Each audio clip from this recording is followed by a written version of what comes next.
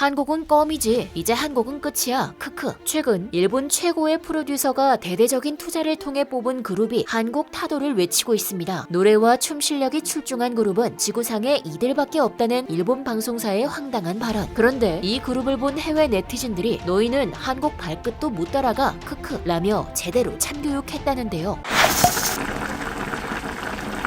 이곳은 치안이 좋고 아이가 밤에도 배울 수 있는 드문 나라입니다. 그리고 어린 시절부터 두각을 드러내는 게 서양이나 여타 다른 나라보다 빠르다. 흡사 한국을 말하는 건가? 라는 이 말은 다름 아닌 일본에서 가장 잘 나가는 프로듀서가 한 말인데요. 게다가 이 프로듀서는 엄청난 돈을 쏟아부어 K-팝을 겨냥한 아이돌 그룹을 만들었다고 합니다. 이야기의 주인공인 스카이하이는 일본 아이돌 출신 가수이자 현재 가장 잘 나가는 프로듀서 겸 기획자 CEO로 젊은 나이임에도 불구하고 일본 음악계에서 상당한 영향력을 끼치고 있습니다. 그런 그가 최근 한국을 보며 위기의식을 느꼈다고 하는데요. 스카이하이에게 이런 감정을 느끼게 한 사람은 다름 아닌 JYP 박진영입니다. 박진영은 최근 일본에서 니지 프로젝트라고 걸그룹을 선발하는 글로벌 오디션을 펼쳐 일본에 새로운 충격을 안겼습니다. 특히나 박진영이 프로그램 내에서 하는 각종 명언들은 이슈가 되어 유행을 타기도 했고 심사평과 어록 등이 일본인들의 심금을 울렸죠. 일본인들은 일본식 아이돌만 보다가 박진영이 프로듀싱하는 걸그룹을 보니 마치 신문물을 만난 듯한 반응을 보였습니다. 이 프로젝트를 통해 데뷔한 니주 역시 엄청난 성적을 거두며 일본 내의 상을 깡그리 휩쓸었습니다. 무엇보다 일본인들은 세계에서 먹히지 않는 J-팝 아이돌도 한국인의 손길을 거치면 잘 나가는 K-팝 아이돌처럼 변할 수 있다는 것을 각인시켜 주었죠. 이를 지켜보던 스카이하이는 더 이상 안 되겠다고 생각했는지 급하게 남성 아이돌 오디션 방송을 만들었습니다. 한국이 여자 아이돌을 뽑았으니 자신들은 남자 아이돌을 뽑겠다는 심산인 것 같은데요. 스카이하이는 지금의 젊은이들은 역시 댄스와 보컬로 탑이 되고 싶으니까 한국어를 준비해서 한국으로 가는데요. 일본에도 엄청난 재능을 가지고 있는 친구들이 많은데 그걸 보여줄 수 있는 환경이 적은 게 아주 큰 문제입니다. 라며 자신들도 환경만 갖추면 한국 못지않은 실력을 보여줄 수 있다며 호언장담했죠. 그렇게 스카이하이는 10억 원 이상을 투자하며 장차 4개월 동안 오디션을 진행했는데요. 이들은 일본에서는 금지라는 라이브 무대부터 시작해 한국인 댄스팀, 스타일링팀까지 섭외해 이래저래 신경을 썼습니다. 게다가 한글 가사를 넣어 K-팝스러운 분위기를 내려고까지 했죠. 이 때문에 일부 시청자들은 BTS의 짝퉁을 만드는 거 아니냐는 의견도 있었습니다. 특히 이 오디션 방송을 국책처럼 띄워주던 공중파 방송들에서는 K-팝에 확실히 대항할 수 있는 일본 그룹으로서 대단히 좋은 방향으로 가고 있군요. 이렇게나 노래와 춤 실력이 성장한 남자 아이돌은 지구상에 이들밖에 없는 것 같습니다. 라며 극찬했는데요. K-팝을 능가했다며 자화자찬하는 일본. 그들의 노력 끝에 선발한 7명의 최정예 멤버는 BE:FIRST라는 이름으로 데뷔까지 성공하는데요. 이들은 방송에서도 세계를 목표로 하는 일본인 아이돌이 되겠다고 선언했었고 프로듀싱한 스카이하이는 일본의 우수한 인재들이 한국에 유출되는 것이 너무 분하다고 직접 언급하기까지 했습니다. 이러한 행보는 그들이 일본 음악으로 성공하고 싶은 건지 단순히 잘 나가는 한국이 부러워서 조금이라도 따라가 보려고 발악하는 건지 도통 구별이 안 되는데요. 실제로 스카이하이의 말처럼 일본에서 아이돌 활동을 하다가 혹은 처음부터 한국에서 아이돌을 준비하는 일본인들이 늘어나고 있습니다. 이는 한국의 아이돌 문화가 넘사벽 수준으로 앞서가고 있고 K-팝이 세계에서도 통한다는 것을 증명했지만 무엇보다 일본의 아이돌 문화가 개판인 것도 무시하지 못할 텐데요. 얼마 전 한국에서 아이즈원으로 성공적인 걸그룹 활동을 하다가 돌아간 혼다 히토미는 K-팝 아이돌의 체계적이고 전문적인 트레이닝을 바탕으로 실력을 키워 180도 다른 모습으로 일본에 돌아와 큰